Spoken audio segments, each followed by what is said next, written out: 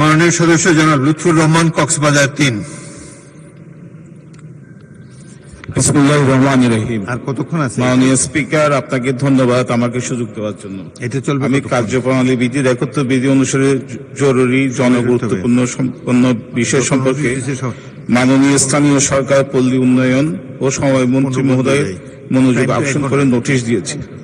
আমার নোটিশের উত্থাপনীয় বিষয় হচ্ছে কক্সবাজার জেলা সদরের কক্সবাজার পৌরসভাকে সিটি কর্পোরেশনের উন্নতকরণ প্রসঙ্গে।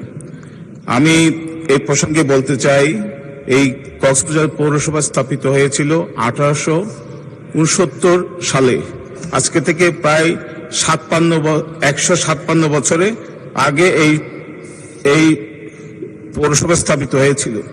এইখানে আপনার প্রতি বছর প্রায় 70 লক্ষের মতো পর্যটক আসে, প্রায় 2 লক্ষের মতো দেশি বিদেশি পর্যটক এখানে ভ্রমণ করে।